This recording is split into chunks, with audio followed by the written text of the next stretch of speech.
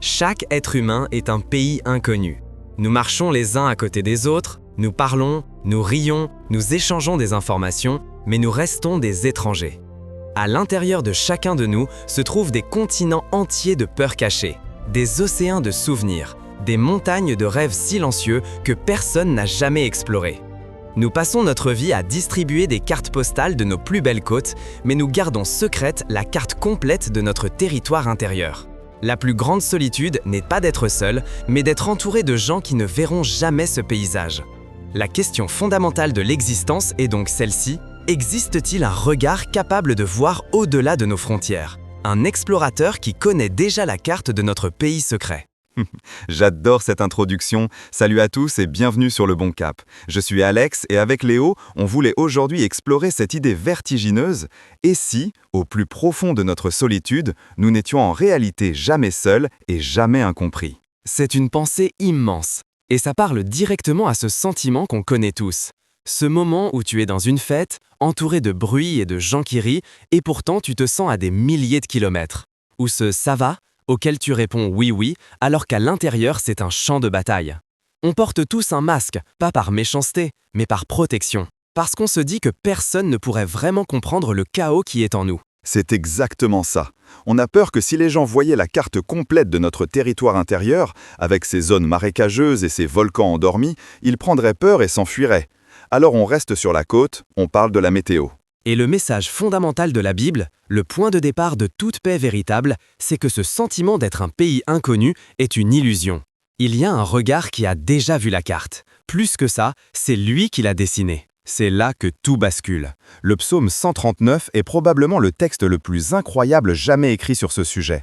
Ce n'est pas un concept, c'est une déclaration d'amour d'une intimité folle. David écrit « Éternel, tu me sondes et tu me connais. Tu sais quand je m'assieds et quand je me lève, tu pénètres de loin ma pensée. » Arrêtons-nous une seconde sur cette phrase. « Tu pénètres de loin ma pensée. » C'est vertigineux. Prenons un exemple concret. Tu viens de passer un entretien pour un projet hyper important. Ça n'a pas marché.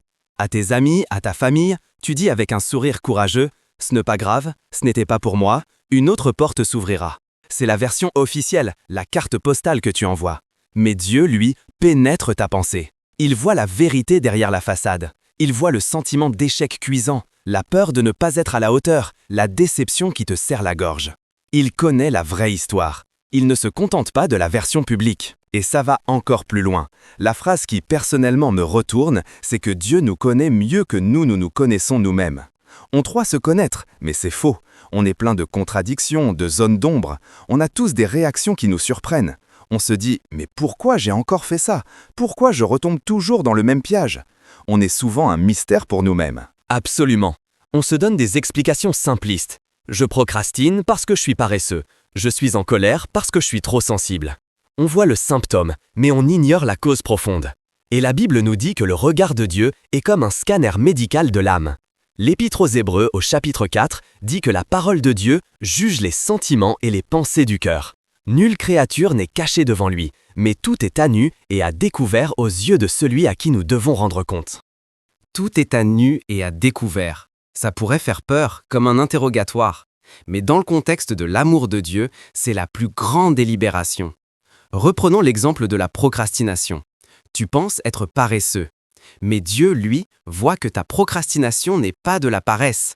C'est la peur de l'échec qui te paralyse, une peur qui vient d'une humiliation que tu as vécue à l'école quand tu avais 10 ans. Il connaît la racine, pas seulement le fruit. Il te connaît mieux que toi-même, et donc, il sait mieux que toi de quoi tu as vraiment besoin pour guérir. C'est un changement de paradigme total. On arrête de se battre contre des symptômes en surface et on peut commencer à laisser Dieu guérir les causes profondes. Alors, la grande question c'est « Ok, c'est magnifique, mais qu'est-ce que ça change pour moi demain matin quand je vais me lever avec mon anxiété habituelle ?» C'est là que cette vérité devient un outil pratique. Exactement. Premièrement, ça transforme radicalement notre façon de prier. On peut arrêter de faire de belles phrases. On peut arrêter d'essayer d'expliquer à Dieu ce qu'il sait déjà mieux que nous. Parfois, la prière la plus profonde, c'est juste de s'asseoir en silence et de soupirer « Seigneur, tu sais ». Et dans ce « tu sais », il y a tout.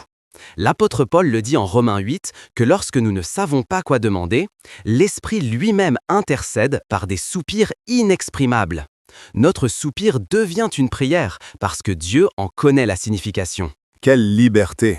Deuxièmement, ça guérit notre honte. La honte se nourrit du secret.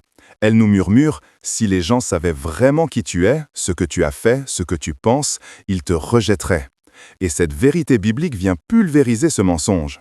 Car celui qui sait absolument tout, chaque pensée, chaque acte, chaque recoin sombre de notre histoire, non seulement ne nous rejette pas, mais il nous aime et nous appelle ses enfants. L'histoire de Jésus avec la femme au puits, en Jean chapitre 4, en est l'illustration parfaite.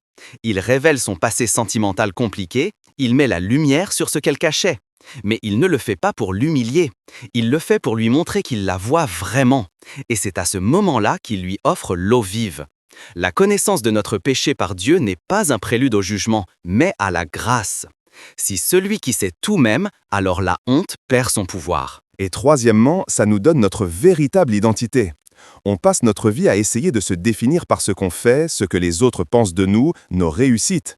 Mais notre identité la plus profonde, la seule qui ne changera jamais, c'est celle-ci. Nous sommes ceux qui sont connus de Dieu. C'est une identité reçue, pas une identité fabriquée. C'est ce que le psalmiste réalise à la fin du psaume 139 quand il dit « C'est toi qui as formé mes reins, qui m'as tissé dans le sein de ma mère. » Avant même que le monde ne me colle une étiquette, j'ai été connu, voulu et façonné par Dieu. Donc, ce regard de Dieu qui pénètre tout n'est pas le regard d'une caméra de surveillance qui nous espionne. C'est le regard d'un artisan qui admire son œuvre, d'un père qui connaît chaque détail de son enfant, d'un médecin qui sait exactement où se trouve la blessure pour la guérir. Ce savoir connu à ce point, c'est la fin de la solitude. C'est la fin de la performance. C'est le début du repos.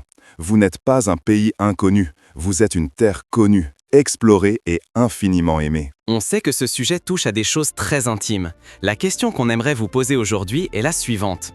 Quelle est la chose, un sentiment, une peur, un souvenir que vous avez le plus l'impression de porter seul en pensant que personne ne pourrait vraiment la comprendre ? Sans entrer dans les détails, comment le fait de savoir que Dieu, lui, comprend parfaitement, change-t-il votre perspective aujourd'hui ? L'espace des commentaires est un lieu bienveillant pour partager vos réflexions.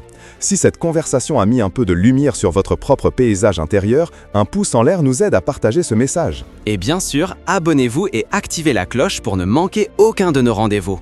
On est là pour vous aider à naviguer sur la carte de votre vie avec la meilleure boussole qui soit. Prenez soin de vous en sachant que vous êtes pleinement connu et pleinement aimé. À très bientôt sur Le Bon Cap. Salut à tous!